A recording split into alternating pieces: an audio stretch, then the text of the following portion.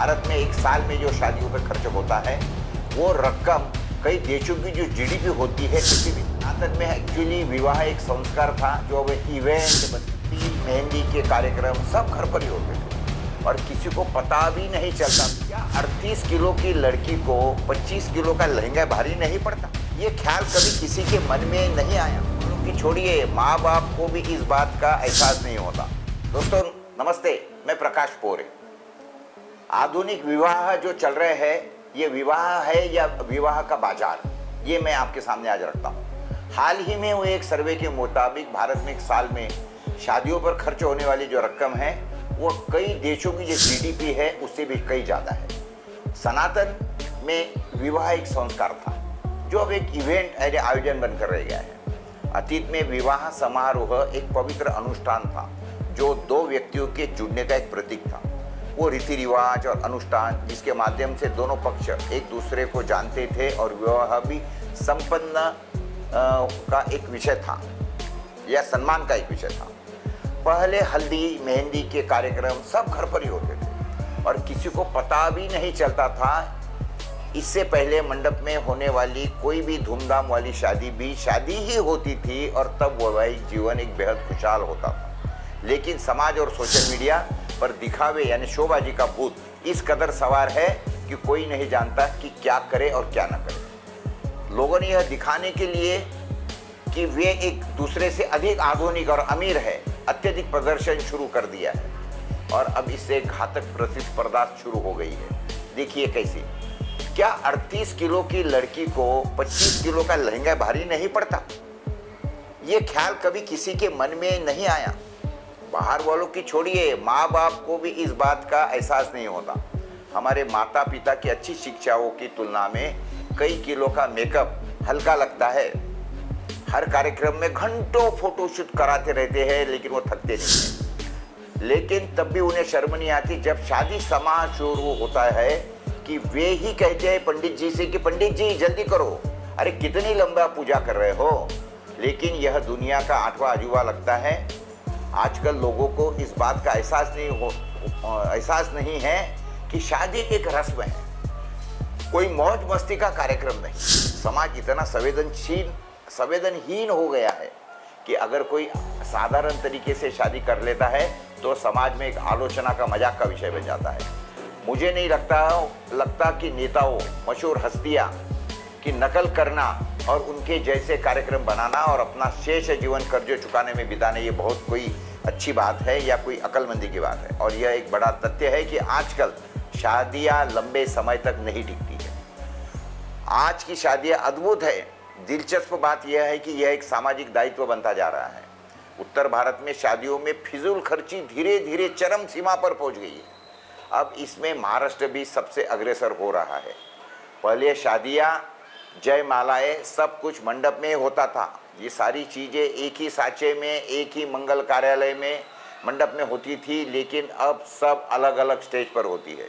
इससे शादी की लागत बढ़ गई है। अब तो हल्दी और मेहंदी जैसी इवेंट्स यानी आयोजनों के दाम में भी बढ़ गए हैं। Pre wedding photoshoot, destination wedding, reception, अब एक ग्रैंड एंगेजमेंट का दौर तैयार होने लगा है। टीवी सीरीज देखने में हर किसी की दिलचस्पी होती है, लेकिन पहले बच्चे पुराने कपड़े पहनकर हल्दी में बैठते थे, लेकिन अब हल्दी वाले कपड़े भी कीमत 5, 7, 10 हज़ार के नीचे नहीं रहती है, कहीं कहीं तो लाखों में हो जाती है। यहाँ तक कि कट टू कट मैचिंग भी देखा जाने लगा है। Pre wedding shoot, first copy designer, हल्दी मेहंदी के लिए थीम पार्टी, लेडीज संगीत पार्टी, बैचलर पार्टी, ये सब माता पिता द्वारा इस तरह से खर्च किया जाता है जिससे लड़की को गर्व महसूस हो। लड़की के पिता अगर खर्च में कटौती करने लगे तो उनकी बेटी कहती है कि शादी एक बार ही तो होती है। लड़के का भी कहना ऐसा ही होता है। लेकिन ये दुर्भाग्य हमारा है कि इससे इतना खर्चा करने के बाद भी शादी को बनाए रखने की कोशिश कोई नहीं करता पाता। मज़ेदार बात तो यह है कि लड़का लड़की खुद भी खूब फिल्मी तामझाम चाहते हैं, चाहे प्री वेडिंग शूट हो या महिला संगीत, इस पर कोई नियंत्रण नहीं है। लड़की का भविष्य सुरक्षित करने के बजाय वे पैसा पानी की तरह बहाते हैं। अब लड़के लड़कियों को अपने माता पिता से खर्चे का पैसा स्वयं मिलता है, लेकिन जबकि माता पिता इतना पैसा खर्च नहीं कर पाते, वे अपने बच्चों को इसके महत्व के बारे में नहीं समझाते। इससे होने वाली लाखों रुपए के नुकसान से बच्चों को कोई फर्क नहीं पड़ता। लड़कों के परिवार भी शादी पर उतना ही खर्च कर पाते हैं जितना लड़कियों के परिवार वाले करते हैं। दोनों अपना दिखावा बरकरार रखने के लिए कर्ज लेकर समारोह मना रहे हैं और होड़ लगी रहती है। इटालियन, दक्षिण और उत्तर भारतीय कॉन्टिनेंटल व्यंजन, पनीर की सब्जियां कभी अमीरों और सम्राट लोगों का पसंदीदा भोजन था, लेकिन अब मध्यम वर्ग और निम्न स्तर के वर्ग भी इन्हें अपना रहे हैं।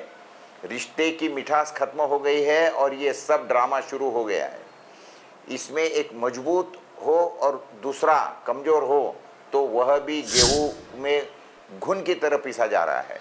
अब शादी के बाद ग्रैंड रिसेप्शन का क्रेज तो तेजी से बढ़ रहा है। धीरे धीरे एक दूसरे से बड़ा दिखने की होड़ एक सामाजिक मजबूरी बनती जा रही है। इन सब में मध्यम वर्गीय परिवारों को परेशानी हो रही है, क्योंकि अगर वे ऐसा नहीं करेंगे तो वे समाज में हंसी का पात्र बन सकते हैं। इससे सोशल मीडिया और वेडिंग बिजनेस कंपनियां, यानी इवेंट मैनेजमेंट करने वाली कंपनियां, इनका प्रमुख किरदार है, वो अपना भूमिका निभा रहे हैं। यदि आप ऐसा नहीं करते हैं तो लोग क्या कहेंगे, पूछेंगे, इसका डर ही आपको यह सब करने पर मजबूर करता है और लोग इसके बारे में बात करते हैं। उस माता पिता या माँ को कोई नहीं पूछता जो परिवार को खुश रखने के लिए जीवन भर मेहनत करते हैं, पैसा कमाते हैं। बुढ़ापे में कोई उनसे पूछेगा, आपने हमारे लिए क्या किया? इसी डर की वजह से वह यह सब धन की बर्बादी करता रहता है। ऐसे गलत विचारों से बर्बाद हो रहे समाज को सतर्क रखने की तत्काल आवश्यकता है, अन्यथा असीमित धन का बढ़ता बोझ वैदिक विवाह समारोह को नष्ट कर देगा और फिर विवाह एक महज एक इवेंट जैसा ही मनाया जाएगा और इसकी मधुरता, पवित्रता, धार्मिकता धीरे धीरे खत्म हो जाएगी। सवाल गंभीर और सामाजिक है, लेकिन इस पर सोचने की फुर्सत किसी के पास में नहीं है। समाज के पतन की और बढ़ रही इस गति को रोकना आवश्यक है। विवाह समारोह के अवसर पर दोस्तों का जमावड़ा, खुशियाँ भरी बातचीत, खेती के सामान की कीमत, नई जाति, राजनीति, सामाजिक मुद्दे आज के 10-5 साल पहले हुआ करते थे। आजकल शादियाँ 2.5 से 3 घंटे देरी से हो रही है। फिर पता नहीं हम शुभ मुहूर्त और लग्न तिथि क्यों निकालते हैं। ऑर्केस्ट्रा और डीजे के प्रभाव से तो कान बहरे हो जाते हैं, दिल की धड़कनें तेज हो जाती है। अरे किसी से बात नहीं कर सकते, सवाल नहीं पूछ सकते, कोई फोन नहीं उठा सकते। हाल ही में सभी समाज में मारवाड़ी यानी ब्राह्मण, गुजराती, सिंधी समाज को छोड़कर चोर दरवाजे से अनजाने में कुछ विकृतियाँ ला दी गई है। शौक के नाम पर केवल फिजूल खर्ची और भोंडा प्रदर्शन होने लगा है। शादी में खाने पीने के लिए आने वाली बारातियों की नियत उत्पीड़न और निराशा ही होती है। हमारी मेहनत की कमाई किसी के घर का भुगतान करने में बर्बाद हो रही है और समाज की ऊर्जा बर्बाद हो रही है। और कर्कश आवाज़ और अनियंत्रित योजना के कारण हम अपने प्रियजनों से मिलने की खुशी का आनंद नहीं ले सकते। पुराने दिनों में सामाजिक संबंध बनाए रखते थे, शादियों का आयोजन होता था, वास्तविक अर्थों में एक दूसरे और अधिक करीब से जानने का मौका देता था। चूँकि आजकल यह अपने ही दायरे में होता है, इसलिए कोई किसी से ईमानदारी से सवाल करने को तैयार नहीं है। आतिथ्य सत्कार की बात तो दूर की बात है, यह बहुत दुर्भाग्यपूर्ण बात है कि विवाह योग्य बच्चे और उनके माता पिता की पहचान और अच्छे बुरे पहलुओं की जांच नहीं की जा सकती। खाना परोसना तो दूर, कतार में जगह जगह ढूंढना या बर्तन साफ करना भी एक शर्मनाक काम हो गया है। मेहमानों की तो भीड़ को नियंत्रित करते करते योजना बना रहे आसपास के लोग सचमुच थक जाते हैं। अरे शादी समारोह का आनंद लेना तो दूर, दुल्हन और परिवार के सदस्यों को पूरे दिन अत्यधिक दबाव झेलना पड़ता है। फिर सवाल उठता है कि विराट कोहली 25 लोगों में और हमारे साहब अपनी बेटी की शादी में सिर्फ 100 लोगों को आमंत्रित करते, तो फिर अप्रैल और मई की जानलेवा गर्मी में 1500 से 10,000 लोगों की इतनी भीड़ इकट्ठा करके हम क्या हासिल करते हैं। सवाल यह है कि अब क्या करें। जवाब है कि इससे सहन करने के अलावा कोई उपाय नहीं है और हमारी बात कोई नहीं सुनता। लेकिन इस तरह की बातों पर कहीं ना कहीं रोक नहीं चाहिए और समग्र समाज की गिरावट भी समाज के गिरावट को रोक लगाना जरूरी है।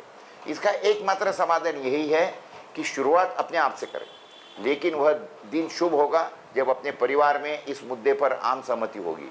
जो काम हम आप लोग कर सकते हैं वो सिर्फ खास लोग ही कर सकते हैं, लेकिन फिर क्या हमें समाज के पुराने और रीति रिवाज को रोकने के लिए वास्तव में एक बड़े आदमी की जरूरत होती है? क्या हम इसे व्यक्तिगत रूप से बंद कर सकते हैं? जैसे कि अब कोई वित्तीय प्रावधान न हो तो अपने परिवार में बड़ी महंगी शादी ना करें, कोई बड़ा आयोजन या कार्यक्रम ना करें, करीबी रिश्तेदार को छोड़कर किसी अन्य की 13वीं में शामिल न हो, क्योंकि 13वीं का कार्यक्रम ही बंद कर देना चाहिए। जन्मदिन की शादी, जन्मदिन की पार्टी को भव्य न बनाकर इस पैसे को बच्चों की शिक्षा और भविष्य की जिम्मेदारियों के लिए बचत में लगाएं। उन लोगों से ईर्ष्या न करें जो लाखों रुपए खर्च करके शादी करते हैं। विवाह में अक्षत लेने से विनम्रता पूर्व इनकार कर सकते हैं। फूल पंखुड़ियाँ उपलब्ध न होने पर मंडप में चुपचाप बैठना, लेकिन अक्षता नहीं फेंकना चाहिए। यहाँ डीजे बज रहा है, जहाँ डीजे बज रहा उस कार्यक्रमों को छोड़ देना चाहिए। दूल्हे के सामने समय बर्बाद कर तेज धूप में घंटों नाचने वाली मंडली में गलती से शामिल न हो। राजनीति के नाम पर अपना घर भरने वाले भ्रष्ट नेताओं और उनके दल से सावधान रहे। क्या वाकई एक बड़े आदमी के लिए ऐसे बदलाव करना जरूरी है? यहाँ आपके बड़े दृष्टिकोण की आवश्यकता है। शुरुआत आप अपने आप से करें। किसी दिन समाज नोटिस करेगा, शायद इससे काफ़ी समय लगेगा। अंधानुकरण करने वाले समाज में कुछ दूरदृष्टा भी होते हैं। नमस्ते।